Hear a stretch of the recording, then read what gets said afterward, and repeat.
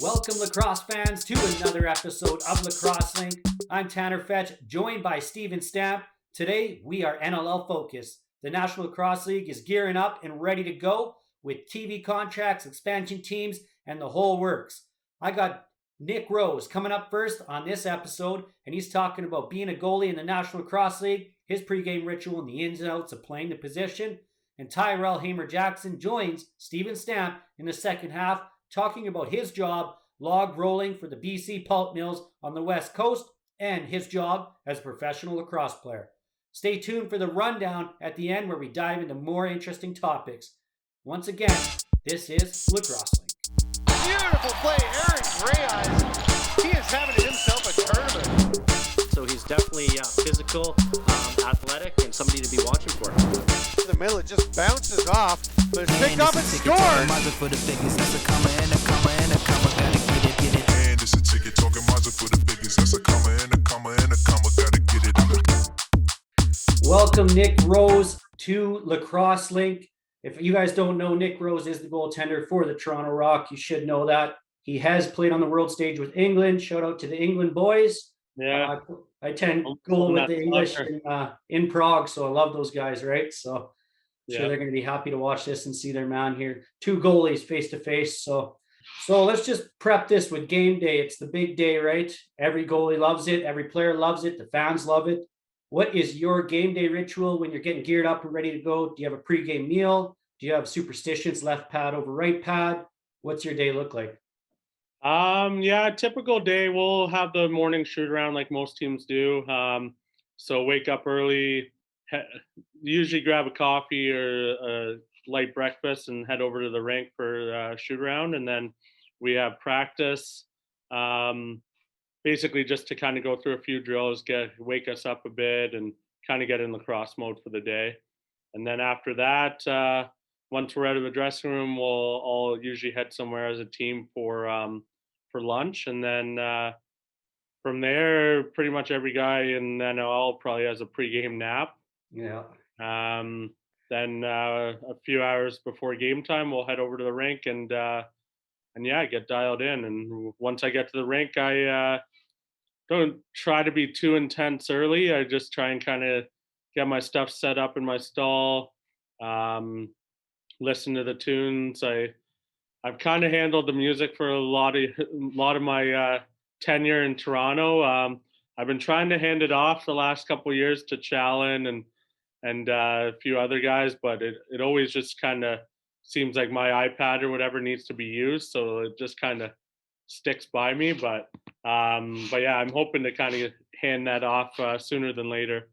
But after listening to some tunes and getting dressed and all that, it's game time, get into warm up. For putting on gear, I usually do put on my right side first, I think, in general, when I actually think about it. But yeah, I just been playing so long, don't usually think about it anymore. Just kind of get ready. And then, once the game starts, I just have to be focused. And obviously things can get intense pretty quick. So you got to be ready to roll in the NLL.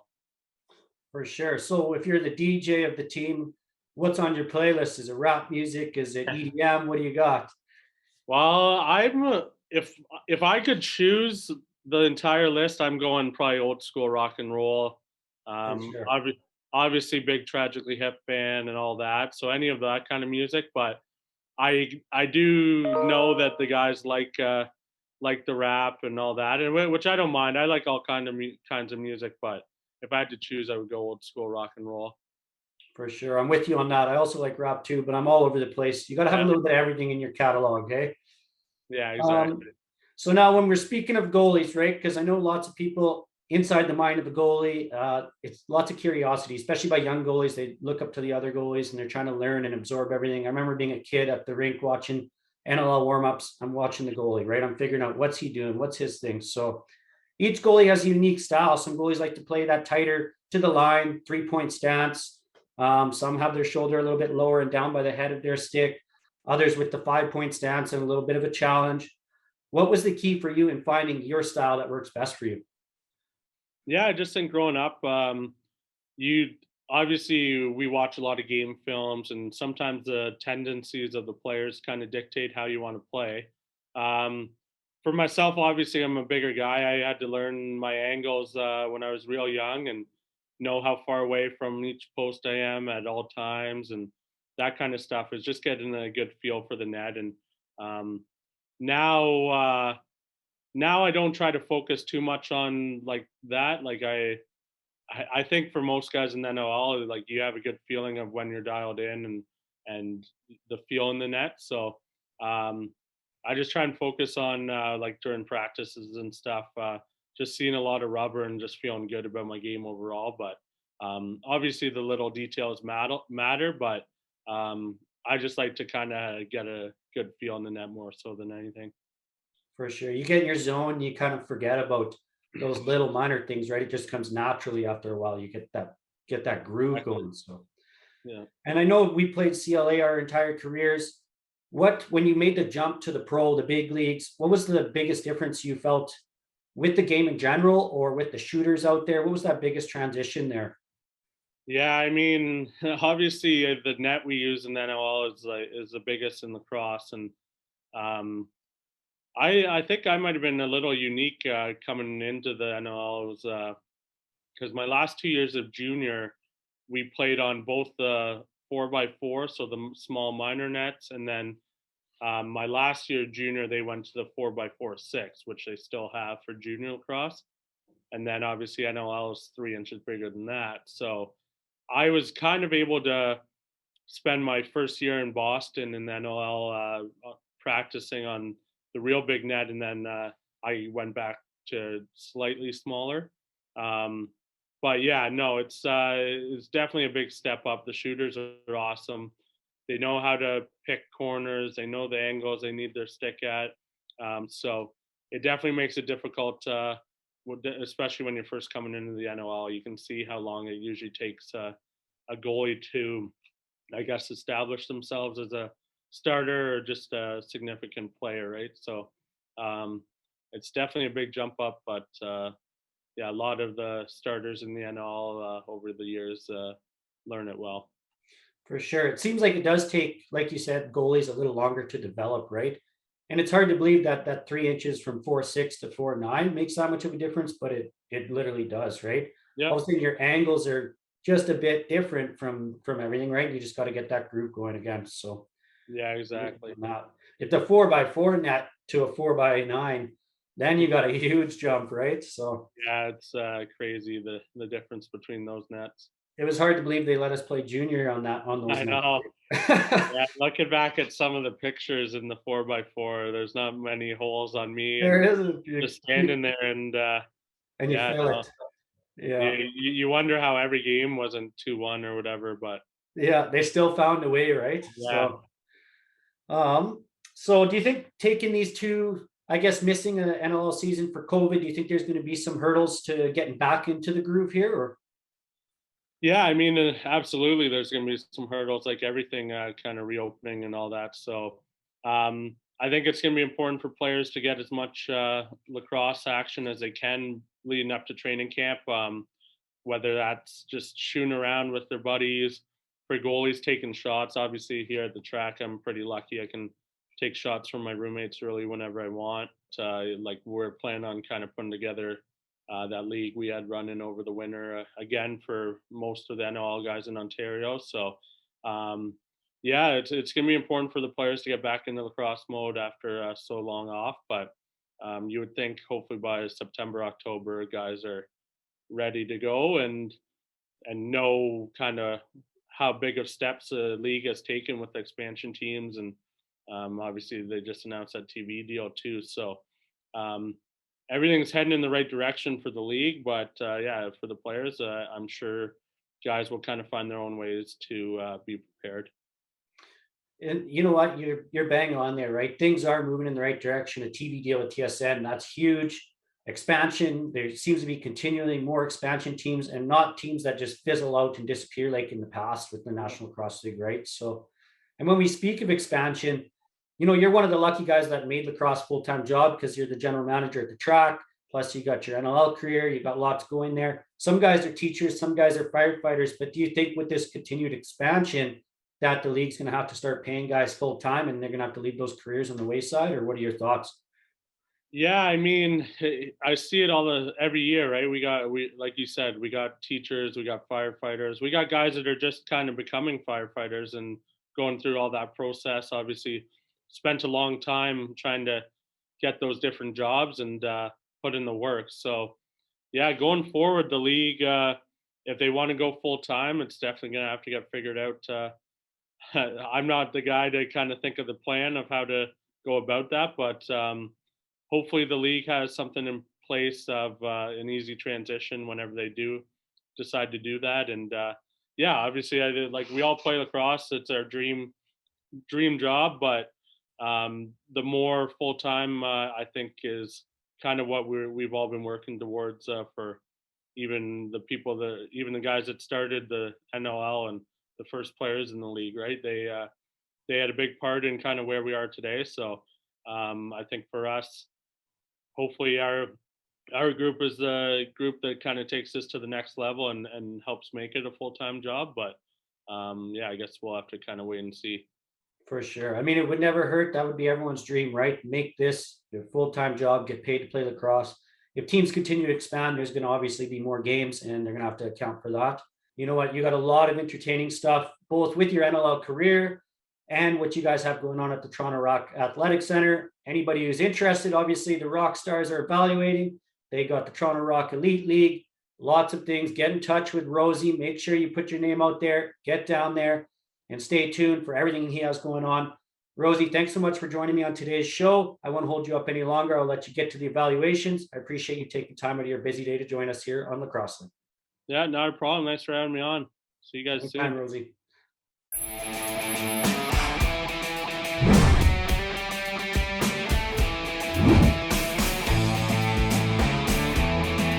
Hi, this is Jaden with Al Anderson Source for Sports. Excited to tell you that we got all our new lacrosse product in for this upcoming season. Whether you're playing box or field, our lacrosse experts are going to make sure we get you into the right equipment to elevate your game.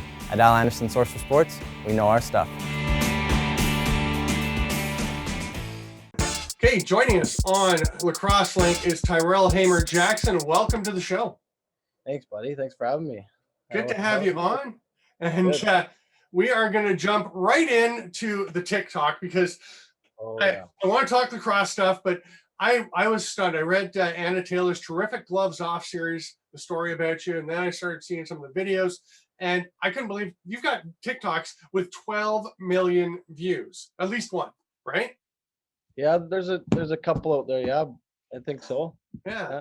And some with only 6 million, some with that. They're honestly just. I mean, there's videos I didn't even think would pop off, but they did. So I don't know. I guess that's stuff they want to see. So I've gone and watched some. I find it really fun because I actually did a research project, a term paper when I was doing a master's degree in writing in New Hampshire on tugboat crews. And you are serving as I guess technically a deckhand, but you're also a log runner. So most of the videos, the one that has like 12 million views is basically you chucking something at somebody who's creating a big wake, some idiot in a big boat.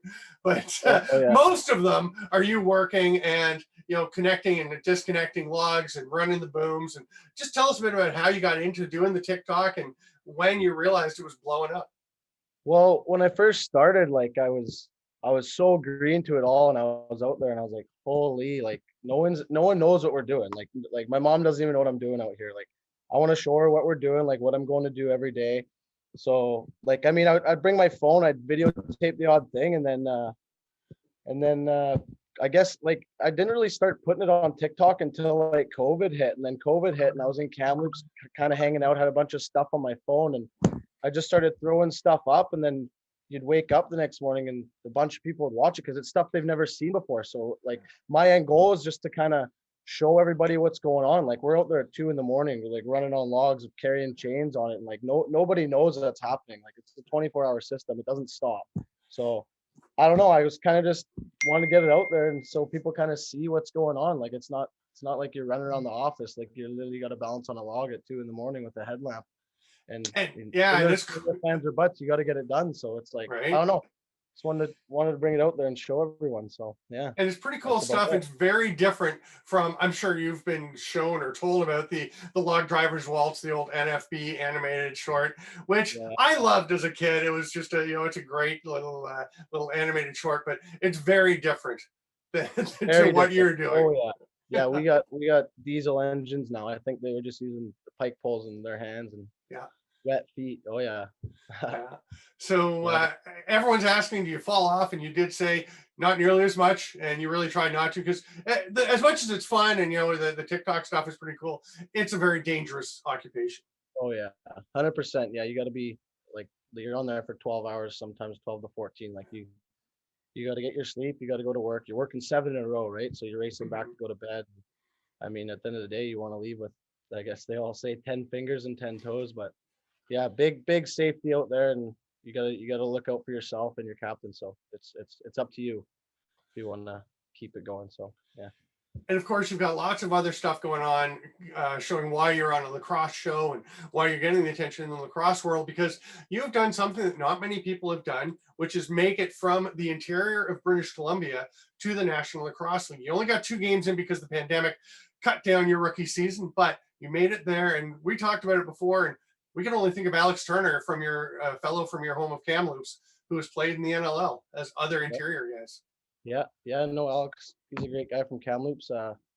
Just back on that, I've only played 2 games, still got a lot to prove. So that's it for me. I'm just gonna keep working hard right now, and I mean, 2 games is nothing. So I got lots to do. Everything in the past is gone. It's from here on right now. So and they were obviously pretty challenging games going up against Jordan McIntosh and Jeremy Thompson, 2 very established face-off guys. But you've signed a 2-year contract with Vancouver. They're obviously interested in bringing you back. And the one thing that, according to Anna's story, is that you lost 50 pounds to get ready to play, which is very impressive. I've got about 50 to lose myself, so I'm curious to see how you did it. Yeah, no, I cut out the dairy, cut out the gluten. I mean, black coffee till like 1.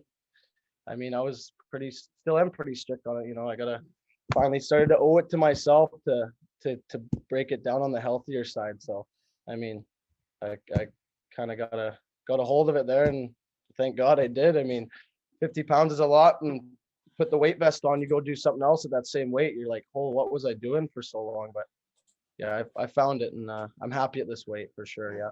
Yeah, I've lost about 15 or 20 so far, so I'm got another 50 to go. The way I thought about it was, when we started thinking about it, was I'd carry a water jug, like a 20-liter water jug, 19-liter water jug. And I'm like, this is how much weight I need to lose. Oh yeah. And I'm hauling that around with me all the time. Yeah, and you feel it in your knees right away. Like, as soon as the weight was gone, like I was running around. I'm not getting tired anymore. Like it's I mean, I should be hanging around $180. I was like almost 225, 230. Like, I'm 5'6". I shouldn't be that weight, but I figured it out, and here we go. Let's see what we can do with it. So you've overcome a few things to get to the NLL and get the 2 games, get your cup of coffee in so far. No dairy in the coffee. Right. But some of them were coming from the interior. Like we said, it hasn't happened much, losing the weight, being 5'6", as you pointed out. 5'6" is not the normal size for NLL players. So what do you pass on from that? I know you're playing in the WLA. You're getting ready to do that when they're opening up again. I know you're playing every chance you get, and you're teaching kids how to take face-offs and how to play lacrosse. What do you get to share with them? What do I get to share with them? I get to share with them everything I learned with my trainer, everything I learn over film. I go through so much film, and I study guys, and I try to figure them out, and I learn that way. I break stuff down, and I bring that to my younger kids here in BC, and right now we're just training with all the local best guys in BC that want to pull the ball and get a couple more wins here. So yeah, I mean, I'm bringing whatever I'm working on. It's going to be brought to my younger guys, and it's all just a process right now, and we're all going to learn and get through it together. Yeah, you're obviously a role model for these kids who look up to you as a face-off guy who's climbing your way up the ladder. Do you have a role model or a guy that you model your game on, or you like to think you'd like to go after? I do. Yeah. I'm a big fan of Jake Withers. Yeah, I love his game. I mean, I met the guy once at Team Canada tryouts. He honestly gave me a few pointers, and I don't know, really respect him, really respect his game. I mean, that's a guy I want to kind of be like in the future. So just gonna keep kind of molding my game, my own game, and then kind of watching film, doing my thing, and just kind of, I don't know, want to be up there with those guys. And he's a really good guy to watch, and I think he's one of the best in the game. So that's a good guy to have up there to keep in mind. Yeah, for sure. Yeah, I'd say he's the best in the game. I don't think there's much question right now. He's the top face-off guy, partly because he's so good on the draw. He wins the most draws. Also, and this is something that obviously is very important to you, he's a great defender. Pretty good in transition too, but he's a great defender as well. Yeah, that guy can ball, man. He can ball. Does it all. Yeah, I see it for sure. Oh yeah. Well, it's a lot of fun having you on. Time goes so quickly for the show, but it's great, Tyrell Hamer-Jackson, to have you on. Appreciate the time, and good luck with everything going forward, on the floor, off the floor, on the logs, hopefully not off the logs. No, that's right. Thank you for that. Knock on wood. Thanks, buddy. Appreciate it.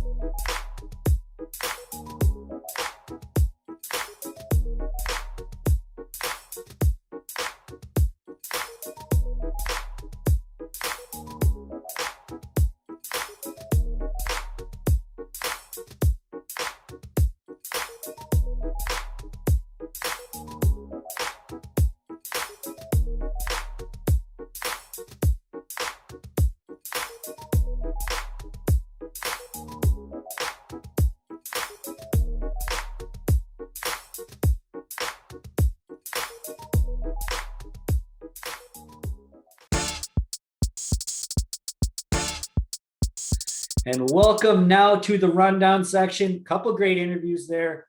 Lacrosse Link is really picking up tread here in the lacrosse world. I'm excited. I'm glad these superstars are getting on board with it as well.